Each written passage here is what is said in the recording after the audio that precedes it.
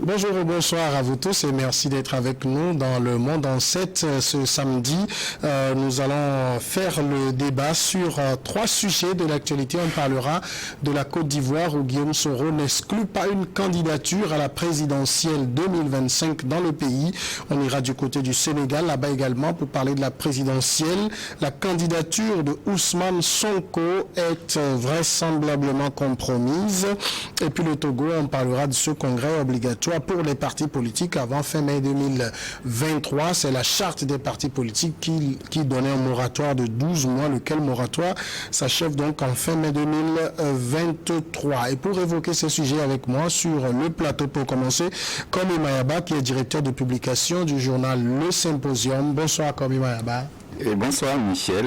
Samuel, j'allais dire merci. Toutes mes excuses. Bonsoir également à tous les branchés de Niveau TV, l'émission Le Monde en 7 tous les samedis.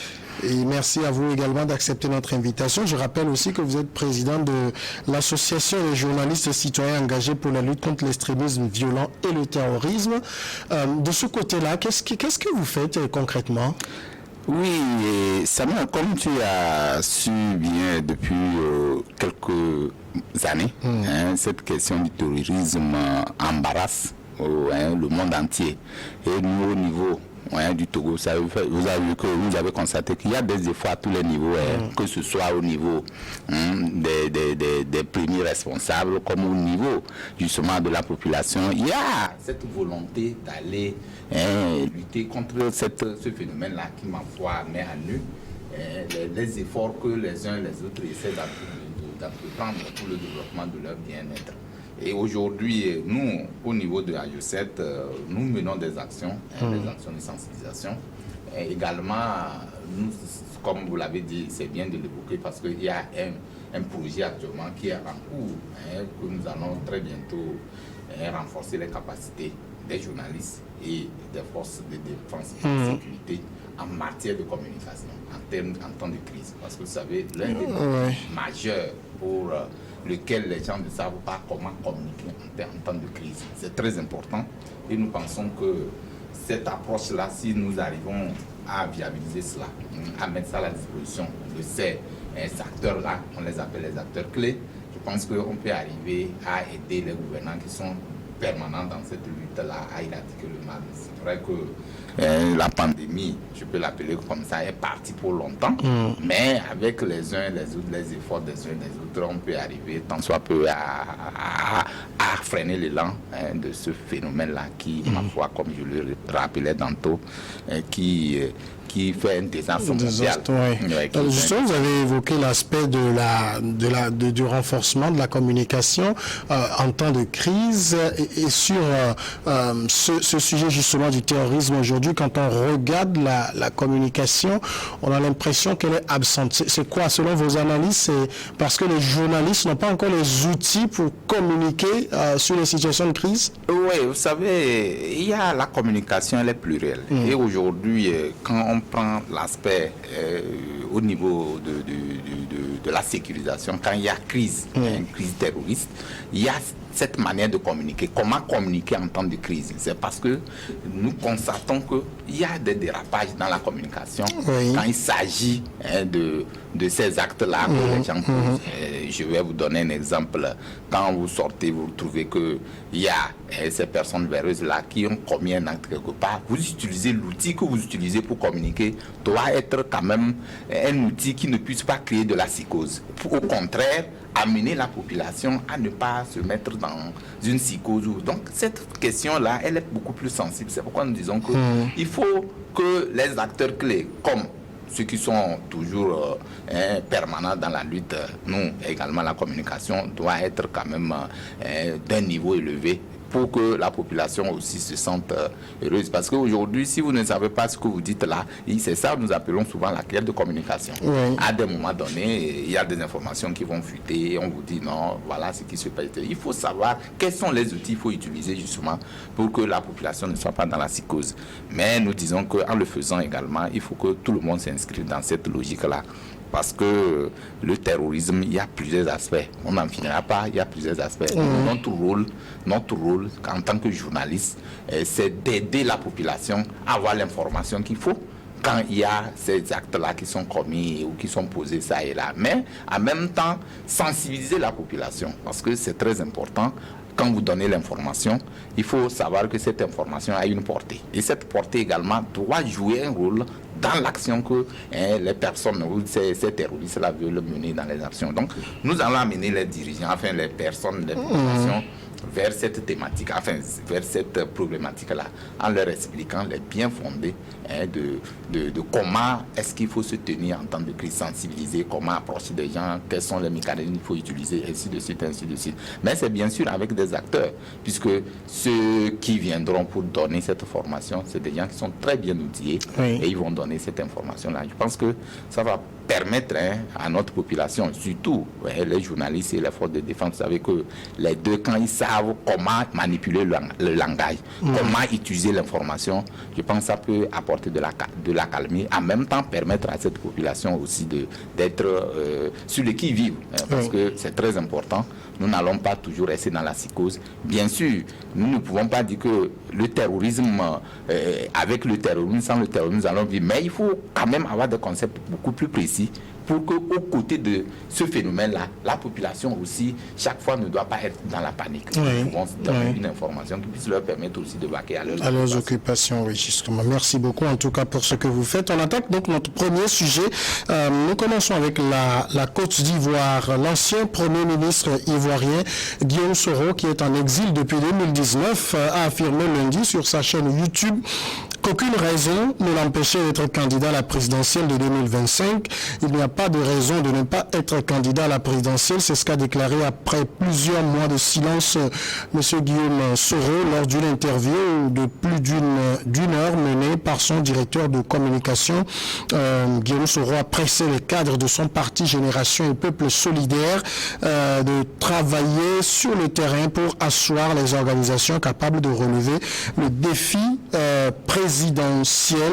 Il a répété dans cet entretien que selon lui, ni la prison ni l'exil ne sont un frein à une carrière, à un destin politique. On en parle tout de suite et je viens de présenter Koli Mayaba tout seul. Vous l'avez compris, le second invité, nous attendons toujours qu'il vienne. Mais nous devons commencer cette émission. Il nous rejoindra d'un moment à l'autre. Koli Mayaba, on sait que Guillaume Soro, c'est un animal politique, c'est un renard des surfaces politiques en Côte d'Ivoire, en exil depuis 2019, je l'ai rappelé, qu'il n'a pas oublié, qu'il aspire toujours à la présidentielle. Aujourd'hui, vous comprenez qu'il ait toujours ses ambitions présidentielles intactes? C'est vrai, une chose est d'avoir des ambitions, l'autre chose est de voir les conditions ou les difficultés que tu éprouves en ayant cette ambition. Parce qu'aujourd'hui, Guillaume Soro, nous le savons, vous l'avez rappelé, c'est un animal politique redoutable en Côte d'Ivoire, tout le monde le connaît. Il a ses fans, il a joué beaucoup. Et si c'est quelqu'un aussi qui a été allaité au sein politique de Laurent Gbagbo, nous le connaissons parce que depuis longtemps, la façon dont il a été dans les arcanes du pouvoir, premier ministre de Alassane Ouattara, de Gbagbo, plus de Ouattara, président de l'Assemblée, ainsi de suite. Donc c'est quelqu'un qui a une carrière politique très dense en Côte d'Ivoire. Mais sauf que l'autre aspect qu'on doit, ou qu'il devait peut-être prendre en compte, c'est qu'aujourd'hui, il est sous condamnation. Parce qu'il a été condamné à perpétuité et donc sous mandat d'arrêt. Et donc aujourd'hui, il est un peu difficile que dans ce cadre-là, qu'il puisse, ces sorties qu'il est en train de faire, risque de mettre un peu de mettre d'envenimer un peu les actes ou les décisions de justice. Parce que vous savez, quand quelqu'un dit j'ai des ambitions politiques, certes, mais quand vous êtes sous le coup de la loi, si vous êtes condamné, il faut d'abord que la justice fasse un travail afin que vous ne puissiez avoir la liberté d'exercer votre métier de politique. Il devait même, l'exemple le plus palpant, c'est celui de Gbagbo et de Blé Goudé. Quand ils étaient à La Haye, c'est vrai, les questions de ce genre, ils se taisaient toujours, dit non, que l'essentiel c'est de rentrer au pays. Parce qu'il faut utiliser un langage de courtoisie. Du moment où vous lancez des pics à un pouvoir qui est déjà bien assis et qui a des décisions, vous savez que c'est la politique, c'est un exilé politique dans tous les cas. Donc aujourd'hui, si vous dites non, quelles que soient vos décisions, je vous paierai la politique. Bon, je me pose la question, et comment ça va se faire? Parce que, est-ce qu'à un moment donné, il peut fouler le sol?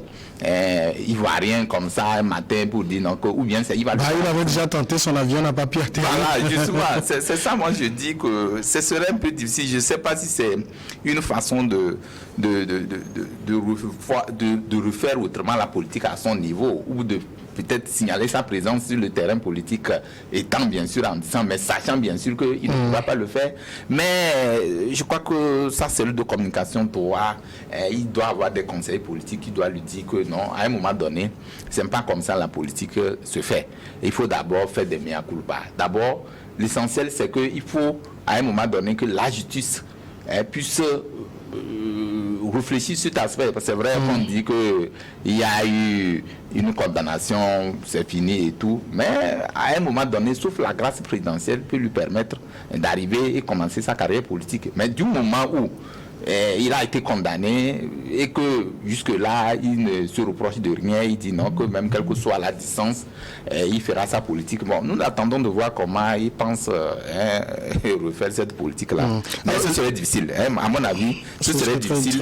Mais c'est ça, moi je l'appelle, ce qu'il est en train de, ce qui s'est sorti là, ça peut ressembler un peu à une forme de propagande, parce que bon, je ne sais pas sur quel cliché il se base pour dire non, que l'exil ou peut-être la condamnation de la justice ne peut pas l'empêcher. Justement, Guillaume Soro, vous l'avez rappelé, il a une grande carrière politique, chef du gouvernement, président de l'Assemblée nationale, donc il connaît très bien, maîtrise très bien les rouages de la politique ivoirienne. Déjà en 2020, parce qu'il avait été condamné à 20 ans de prison, il n'a pas pu être candidat en 2020.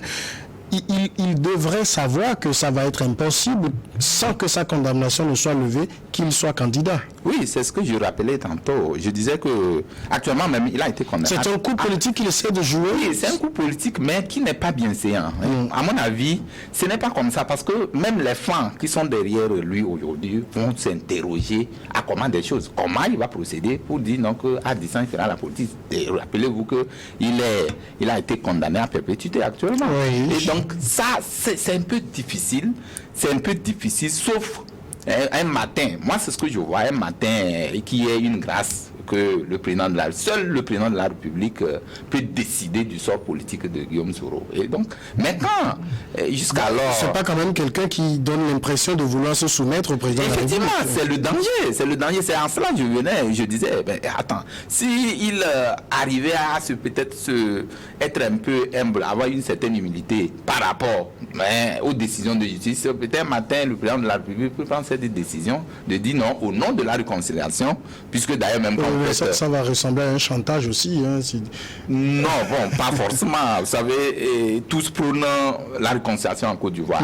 Pour qu'il y ait cette réconciliation totale, il va falloir que les acteurs, les grands ténors comme les Guillaume Soro rentrent. Qui vous dit que demain matin, tout ce monde-là ne va pas se retrouver pour une discussion à l'interne pour demander à ce qu'il y ait une grâce présidentielle pour que au moins Guillaume Soro, puisque quand il est parti, il a aussi ses hommes, il a aussi ses femmes.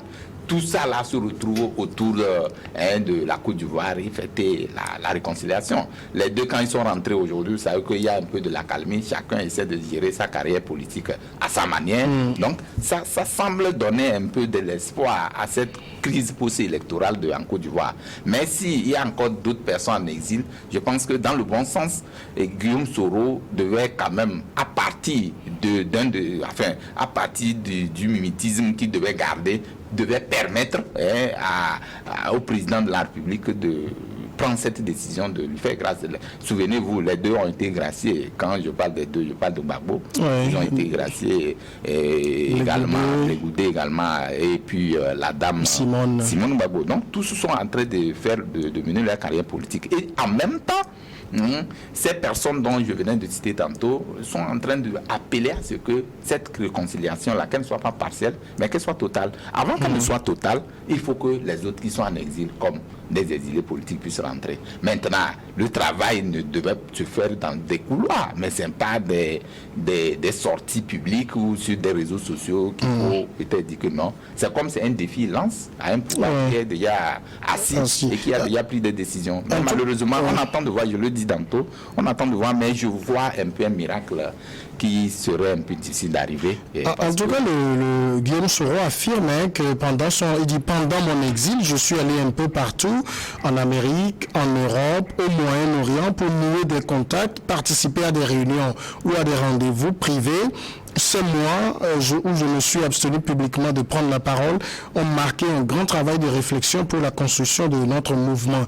Donc, c'est quelqu'un qui n'a pas envie de se faire passer pour un has-been sur la scène politique ivoirienne, qui montre qu'il existe et que, même si sa candidature est invalidée, les autres doivent conjuguer avec lui. Mais c'est là que je dis qu'il est en train d'être bluffé ailleurs. Parce que, vous savez, quel que soit votre poids politique, vous ne pouvez que vous faire valoir dans votre pays. Maintenant, quand il donne des apports en disant qu'il a fait des voyages, il est allé chez les autres et tout. Pour nouer des contacts. Ces contacts ne peuvent pas avoir de l'influence sur une décision de justice en Côte d'Ivoire. C'est en fait ça le problème. Bon, qui sait? Non. La diplomatie. Oui, cette diplomatie. Aussi. Voilà. Alors, comme vous le dites, si cette diplomatie devait jouer, ce n'était pas le moment pour qu'il puisse faire des annonces ou des publications. Ça remet en cause tous les efforts que le travail de couloir devait donner. C'est là, je dis, et il faut forcément que... Je ne dis pas que derrière, il n'y a pas un travail qui est en train de faire pour qu'il se retourne au pays, mais du moment où il commence à faire des sorties, bon, les gens diront, mais finalement, si nous prenons une décision de le libérer, ça reste comme une faiblesse de la part du pouvoir de Ouattara, pour dire non, aujourd'hui, c'est parce qu'il nous lance des choses, si on ne le fait pas. Il n'y a pas d'injonction. Aucun pays ne peut donner injonction à la Côte d'Ivoire de pouvoir prendre une décision pour libérer Guillaume Soro. Ce qu'il devait savoir, c'est de constater qu'à un moment donné, la politique, quand tu veux la faire, c'est vrai que nous avons besoin des partenaires pour pouvoir alourdir notre carnet d'adresses et pour prendre des conseils, des conseils de la part des autres. Mais en même temps, ce n'est pas ces personnes qui viendront te donner des outils dont tu auras besoin pour que tu puisses œuvrer. Il n'est pas le seul politique qui est en exil. Oui, mais là, en même temps, est-ce que les autres ténors de la politique ivoirienne, hormis Ouattara, je pense à Laurent Gbagbo, je pense en tout cas à tous ceux qui nourriraient des ambitions politiques dans l'opposition, est-ce qu'ils peuvent ne pas conjuguer avec Guillaume Soro? Oui, mais ils le font déjà. Ils le font déjà parce que j'ai suivi Simone Gbagbo, je crois, la semaine dernière, quand elle avait animé un meeting de ce genre, elle a demandé également que Gbagbo, enfin, Guillaume Soro, que Ouattara puisse faire quelque chose, ou bien le pouvoir puisse faire quelque chose pour qu'au moins, je le disais tantôt, que cette réconciliation soit totale. Donc ça veut dire que tous ces adversaires, enfin, les autres, hormis, comme vous l'avez dit, hormis Ouattara, plaident à ce que Guillaume Soro retourne au pays. Mais c'est pourquoi je dis, est-ce que c'était important à l'instant T qu'il puisse se prononcer sur ce sujet qui est déjà... il y a déjà une décision de justice qui est déjà prise. Mais moi, je me pose la question, comment ça va se faire? Il risque même de faire fléchir les ardeurs que les autres ont en lui pour lui permettre de rentrer au pays ou de mener des discussions de couloir pour qu'il puisse rentrer. Mais malheureusement, ces sorties, ça risque d'être un peu compliqué. Moi, je ne suis pas contre. Mais le fait de faire valoir ou de faire que les poteaux roses tombent au moment où il y a une action, où il y a un travail de couloir qui est en train de se faire, vous sortez au grand public, vous annoncez vos ambitions, ça veut dire que ça ne va pas, quoi. C'est une erreur de communication. À mon avis, c'est une erreur de communication. Ce n'était pas le moment qui se prononce sur cette question d'élection. Il devait, quelle que soit la durée de l'année, comme on le dit, le jour vient. Donc, il devait attendre que les gens, comme il a dit, les contacts qu'il a pu nouer, que ces personnes-là, c'est eux qui vont faire un travail de couloir ou un travail de fond pour permettre à son retour. Maintenant, ces personnes ne se prononcent pas. Et c'est toi pour qui on plaide, qui sort et qui te dit que non, quelles que soient les décisions, rien ne peut t'empêcher. Bon, vous savez, je le disais tantôt, c'est un défi lance à un pouvoir qui est déjà assis et qui peut, à mon avis, autonome, qui est indépendant et qui puisse prendre des décisions. Et d'ailleurs, même les décisions ont été prises parce qu'il est sous condamnation à perpétuité. Et puis, tout ça là, ça risque de compliquer un peu sa situation. Quand on suit son interview avec son directeur de communication, on voit Guillaume Soro qui ne semble pas, j'ai envie de dire, être affaibli par l'exil. C'est le Guillaume Soro qu'on connaît, toujours égal à lui-même, qui tient à ses principes. Oui, bon, vous savez, c'est ce que je parle de la propagande. Vous savez, non, c'est de la propagande. C'est de la propagande? C'est de la propagande. C'est de la pure propagande parce que quand vous savez, nous avons vu comment il faisait montrer aux uns et aux autres, même sa toile, quand vous le lisez, vous savez, il semble être, montrer qu'il n'est pas inquiété, qu'il est suffisant, rien ne l'inquiète. Oui, parce que s'il a pu faire ce tour, il est allé en Amérique, il est allé au Moyen-Orient et tout. Bon, c'est quelqu'un qui n'est pas affaibli par l'exil. Non, affaibli par l'exil voudrait dire quoi? Aujourd'hui, c'est vrai, à l'exil, il peut beau sembler être dans de bonnes grâces et tout, mais ce n'est pas ça qui définit la personne de Guillaume Soro à l'exil. Et donc, il faut forcément, parce que aujourd'hui, ce qui le lie, ou ce qui le lie aujourd'hui, c'est qu'on le considère comme quelqu'un, un exilé politique. Et puis, les gens surfent. Les puissances aussi vont surfer sur cet aspect-là pour l'instrumentaliser. Malheureusement, c'est en fait ça, il ne comprend pas. C'est lui qu'on instrumentaliserait? Oui, c'est lui. Finalement, je vais constater ça comme ça ou je le constate comme ça. On va l'instrumentaliser parce que d'abord, même quand on permet qu'il aille dans ces pays-là et tout, c'est pour faire montrer au pouvoir de Ouattara qu'aujourd'hui, c'est vrai, celui que vous avez, parce qu'on l'a pris, on fait montrer aux yeux du monde que, bon, voilà, vous avez chassé quelqu'un, mais il est suscité. Donc, je peux l'appeler, des bisbiques, ça va se lancer comme ça, mais chacun cherche son intérêt. L'intérêt de ces puissances-là, de ces pays qui l'accueillent, c'est quoi? C'est pour montrer au pouvoir de Ouattara que non, malgré vos décisions, il y a aussi quelque part, nous avons quelqu'un qui peut vous donner. C'est pourquoi je dis, tout ça là, ce monsieur, il risque de tomber dans la nasse et ça risque de ne pas l'arranger assez. Il faut qu'il soit un peu discret. Sur tout ça, la discrétion, il devait être discret s'il veut mener sa politique. Il a été silencieux quand même pendant plusieurs mois. Oui, il ne s'est pas exprimé. C'est donc l'une des premières interviews qu'il accorde. Oui, cette interview ne l'arrange pas. C'est ce que je dis. La manière dont même, quand il devait accorder une interview, c'est pas... Vous pensez qu'il devait faire profil bas? Effectivement. À un moment donné, il devait se dire... On parle d'un ex-chef rebelle, hein? Ça ne doit pas être dans ses gènes, quand même. À un moment donné, il n'est plus chef rebelle. Il a quitté dans ça. Oui, c'est pour ça que je parle d'ex-chef rebelle. Il dit qu'il s'était battu pour des principes auxquels il continue de tenir aujourd'hui. Bon, mais est-ce que la situation n'est pas la même? Au moment où il était chef rebelle, la donne change, la donne politique change.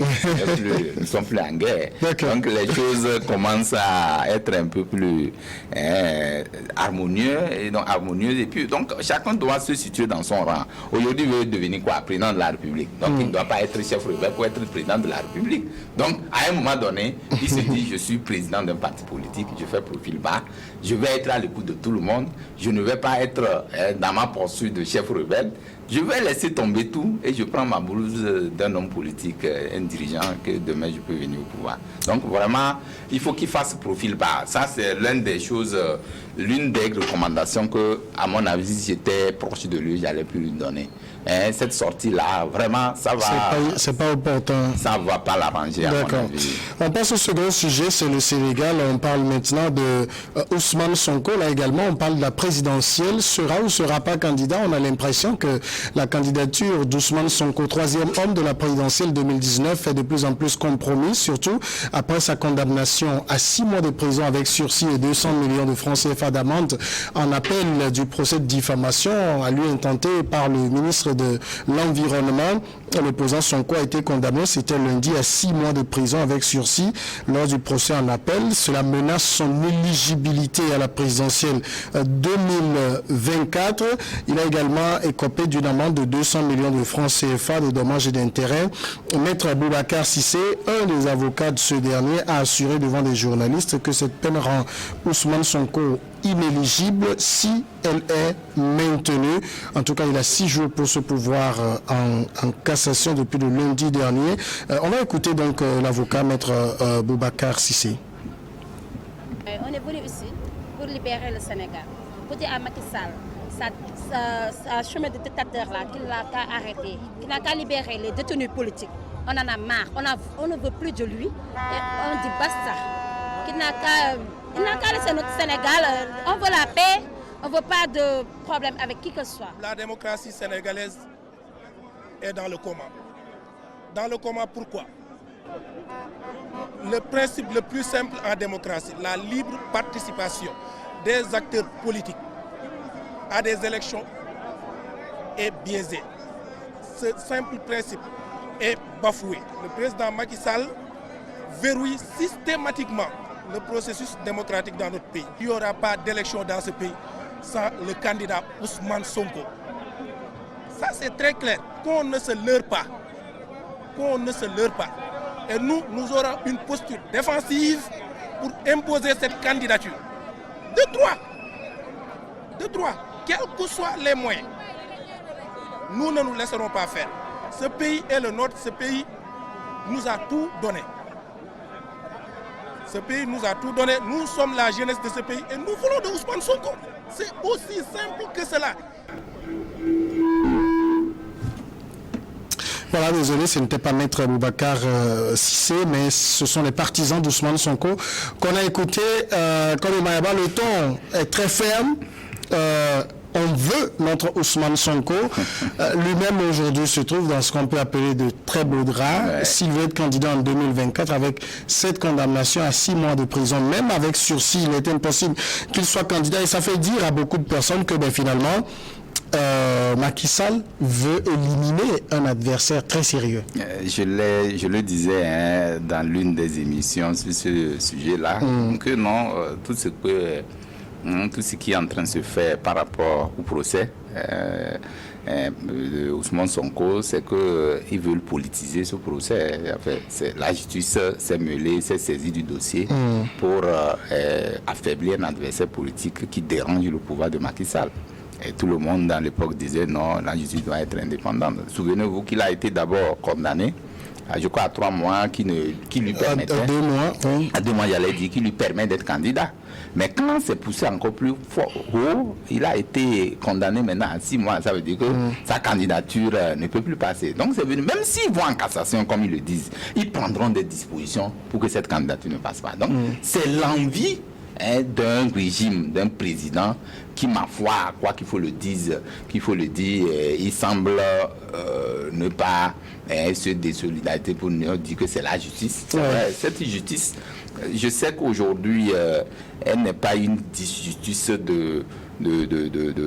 impartiale, il faut le dire, c'est une justice de sous-ordre. Et quand vous faites un peu les rapprochements, vous allez voir que Ousmane Sonko aujourd'hui est un animal qui gêne de façon visible le Macky Sall et son pouvoir. D'abord, j'avais dit à l'époque également que si vous faites un peu le regard, vous jetez un peu le regard, vous regardez que Ousmane Sonko aujourd'hui, c'est l'homme du peuple. Quand je dis l'homme du peuple, c'est quelqu'un à un moment donné, il a constaté, ou il a vu que donc, bon, derrière les gens sortent, je suis avec lui, je fais tout. Mais malheureusement, les gens aussi font des erreurs. Quand je parle des erreurs, c'est quoi? Parce qu'à un moment donné, il se dit non, que comme il est l'homme du peuple, même s'il y a une justice, on ne doit pas répondre. Non, vous savez, il faut être intelligent. Quand vous savez que vous êtes une bête noire pour quelqu'un qui est déjà assis, c'est un peu, il faut utiliser des couloirs, des stratégies. Donc c'est là, moi je dis qu'à un moment donné, il fallait que Sonko aussi fasse un peu un profil bas en disant non à ces militants. Que la rue, c'est vrai, aujourd'hui, la rue peut réclamer des choses, mais quand il y a des décisions de justice, quand il y a une justice qui se mêle dans une affaire, qui lie des personnes, si vous ne le savez pas tout à l'heure, on risque de se dire, mais sur le plan juridique, ça c'est justifié, parce que Macky Sall dira que c'est pas lui. Allez voir la justice, chaque structure est indépendante, parce que chaque pouvoir est indépendant. Oui, mais justement, on a l'impression que quand il s'agit d'affaires dans lesquelles des politiques sont menées, on trouve très vite des alibis pour dire que c'est une justice aux ordres. On oublie de parler du fond de l'affaire, parce que le ministre, il accuse de diffamation. Ousmane Sonko l'a accusé de détournement de fonds. Ouais. Finalement, et si Ousmane Sonko avait diffamé le ministre, justice doit lui être rendue. Oui, c'est là, je le disais tantôt, le fond du dossier est là, hein, certes, mais aussi quand vous faites un peu l'analyse, vous allez constater que même Ousmane Sonko aujourd'hui, ce dont on lui reproche, hein, notamment la diffamation et le viol, tout ça là, c'est des faits. C'est vrai que le fond du dossier, nous ne savons pas effectivement, c'est vrai, mais il faut s'y rendre. C'est là que je condamnais un peu, il faut s'y rendre, prendre des décisions qu'il le faut, enfin, répondre à toutes les questions, toutes les interrogations liées à cette affaire-là, et on va voir l'aboutissement. Maintenant, quand vous dites non, je ne vais pas y aller, parce que je sais que quand je ne vais pas, je vais appeler des gens sortis, ça rend mal, enfin, ça fait, c'est péjoratif, ça ne sent pas bien. C'est à un moment donné, il faut quand même se départir, puisque quand, quelle que soit ta taille, quel que soit ton rang, l'homme est infaillible, tu peux offenser quelqu'un, mais ici ça s'est passé. Oui, et la justice doit faire son travail. Oui, c'est ça, c'est plus difficile. C'est pourquoi je dis, quand vous faites un peu, les gens vont laisser le côté judiciaire et attaquer le côté politique. Voilà, le côté politique, parce que c'est un politique. Et Sonko sait ça aussi, donc oui, peut-être qu'il surfe aussi sur ça. Oui, bon, maintenant, dans tout ça là, qu'est-ce qui va prévaloir? Qu'est-ce qui va prévaloir? Donc, à un moment donné, c'est pourquoi je dis, nul n'est infaillible, hein, et puis tout le monde, nous sommes tous justiciables. Donc, il faut à un moment donné que nous passions faire le distinguo entre ce qui se fait. Mais est-ce que ce ministre-là, c'est parce que c'est Sonko qui ne devait pas porter plainte? Est-ce que, c'est la question aussi que je me pose, est-ce que c'est parce que c'est Sonko que quand Sonko tape quelqu'un, on ne doit pas l'interpeller ou on ne doit pas le convoquer? Pour toutes ces questions, c'est pourquoi c'est un ombrologo que moi je n'arrive pas à mêler. Mais de grâce, l'affaire politique a pris le pas sur l'affaire judiciaire. Et dans ce cas, qu'est-ce qu'il faut faire? Bon, une décision de justice, elle serait là. On a déjà même rendu cette décision, on ira en cassation. Mais ce méli-mélo là, ça risque d'être un peu compliqué. Mais je me disais que cette affaire pouvait être gérée par à ces moments où on approche des élections. Les élections. Oui, on devait laisser tout ça là. Même Macky Sall devait, au-delà de tout, puisqu'il est le chef suprême, pas le chef suprême, il est le chef de la magistrature, suprême de la magistrature. Voilà, donc il peut prendre des décisions dans ce sens-là pour amener le pays vers l'apaisement. D'accord. On est rejoint donc par Bonenfant Agbovi, je l'avais annoncé, il est finalement avec nous, qui est analyste politique et professeur. Bonenfant Agbovi, bonsoir. Bonsoir Samuel. Merci de nous rejoindre. Merci à vous aussi. Je salue mon co-débatteur, M. Mayaba, et bonjour à toute la population togolaise, sans oublier toujours ma famille à Gauthier et Batoumé. Merci beaucoup. On était en train de parler donc du Sénégal avant que vous n'arriviez, la présidentielle avec cette candidature d'Ousmane Sonko qui semble compromise après la condamnation en appel à 6 mois de prison avec sursis et à 200 millions de francs CFA. Est-ce que vous pensez aujourd'hui que quand on regarde en appel, il a écopé d'une peine plus lourde que devant le tribunal, il y a véritablement volonté politique d'écarter cet adversaire de poids? Bien, en réalité, je vais commencer par ceci. Vous savez, en Afrique, même si tu as de popularité derrière toi et que tu fauches un peu, on laisse ce que tu as fait de mal et on prête confusion par rapport à des fins politiques. Vous savez, Sonko est un citoyen sénégalais comme tout autre. Oui, c'est un justicier. Lorsque une affaire enroule sa responsabilité, il faut qu'il l'endosse. Aujourd'hui, il a été interpellé au tribunal. Et il avait écopé de 2 mois, je crois, 200 millions, comme tu viens de le dire. Et après, en appel, la peine devient encore plus lourde, 6 mois avec sursis, avec toujours les 200 millions. Et la dernière possibilité qui reste à Sonko maintenant, je crois, il dispose de 6 jours pour se pourvoir en cassation.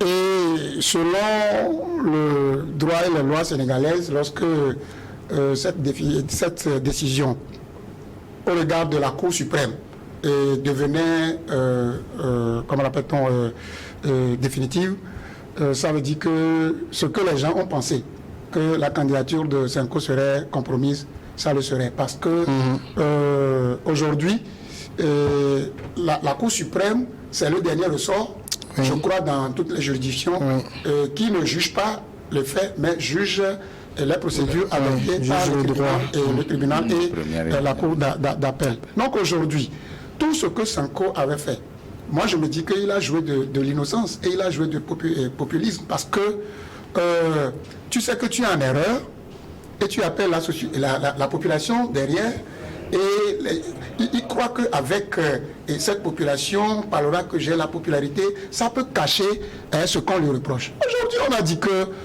tu as diffamé quelqu'un, tu as insulté quelqu'un, tu as porté des accusations graves, publiques, sur la vie d'un ministre, c'est ça. Et tu as été interpellé. Mais Sanko refuse de comparaître, il dit qu'il ne peut pas collaborer avec... il dit que sa sécurité est compromise chaque fois qu'il essaye de comparaître, donc qu'il ne va plus répondre aux demandes de comparution de la justice. Est-ce que Sanko allait au tribunal et quelque chose lui aurait arrivé? Ça aussi, c'est autre chose. On a quand même vu les gendarmes défoncer la vitre de son véhicule, l'amestier, mettre dans un entre le peuple que Sanko a pu mobiliser et le nombre de gendarmes, est-ce que les gendarmes, là, même avec leur... peuvent tuer les milliers en même temps? Non, ce n'est pas possible. Donc, il faut que Sanko juge sur cela et aller quand même à la justice. Vous savez, lorsque la justice est l'organe suprême qui gère la légalité dans un pays, lorsque vous recevez la convocation de cet organe et vous snobez, ça veut dire que vous snobez toute une institution. Et ce n'est pas bon. Il a le devoir de se présenter et on va voir. Il a l'habitude d'appeler la population à la rescousse quand ça ne va pas. Mais vous allez, quand il y a un problème, vous appelez la population. Maintenant, vous refusez. Ça veut dire que vous manquez de respect à toute une institution. Et ça, c'est préjudiciable. Et voilà, ce n'est pas une fois, ce n'est pas deux fois. Vous savez, en justice, ce sont des faits qu'on relève. Ce sont des faits qu'on relève qui pourraient, d'une manière ou d'une autre, aggraver les peines. Donc aujourd'hui, c'est pourquoi d'ailleurs, on a quitté 2 mois pour arriver à 6 mois avec sursis. Et on va voir ce que... Et quand on a questionné son avocat, il a dit qu'ils sont en train de voir, de se concerter avant de se prononcer sur ce qui va se passer. Alors qu'ils auraient disposé de 6 jours. Alors oui, mais Mayaba, est-ce que, comme l'expose ici à Boubi, est-ce que ce n'est pas aussi un peu tout ce qu'on peut qualifier de mépris à la justice qui a joué à la défaveur d'Ousmane Sonko? Oui, bon, en fait, vous savez, cette question, moi je l'ai dit une fois ici, que quelle que soit ta taille, même dans la procédure normale, quand tu as affaire à la justice, tu dois répondre. Le refus d'obtempérer est un crime. Ça peut même annuler. C'est un délit. Ça peut annuler tout, quoi. On peut te prendre à tout moment, quoi. Donc c'est là je dis que Sonko, c'est vrai, il devait mettre à défi, la justice en se allant. Mais bien sûr, moi je ne suis pas contre du fait qu'il appelle ses militants. Parce que on suppose que ces militants, comme sont ses enfants, si j'ai un problème, le problème c'est d'aller. Même s'il appelle les gens à manifester et tout, ce n'est pas encore un problème. Mais le problème c'est de comparaître. Quand il n'a pas comparu, déjà il y a vice. Et quand il y a vice comme ça annule la procédure. Et ça peut à tout moment, on peut à tout moment le prendre où il est, quoi. Donc là, je n'ai pas trop aimé cette façon de faire de la part de Sonko dans ce sens-là. Mais l'autre aspect que je voulais relever, c'est lorsque peut-être la décision qui a été rendue, et c'est là moi je vois un peu le pouvoir de Macky Sall derrière ce procès, parce que quand à la première instance vous dites c'est 2 mois, bon, mais ça peut lui permettre de se présenter, et on continue à un deuxième niveau, on vous dit non, c'est 6 mois avec sursis. Là, ça compromet tout, il ne peut plus se présenter. C'était prévisible. C'est là que je disais que c'est une justice aux ordres. On vous dit, mais attention, à un moment donné, nous avons fait dormir des gens. Quand on l'avait condamné à 2 mois, à qui lui permettait de se présenter, est-ce qu'il y avait cette vague de manifestation? Non. On dit non, ça c'est une question de justice. Il peut être condamné, mais candidat. Ça ne peut pas créer de remous. Du moment où vous allez jusqu'à limiter, où vous allez prendre une décision qui puisse permettre à un citoyen de ne pas exercer son devoir de citoyen, ça pose problème. Alors, si vous permettez, on va marquer la première pause. Le débat est intéressant sur le Sénégal, mais on doit suivre le journal ensemble et on revient tout de suite.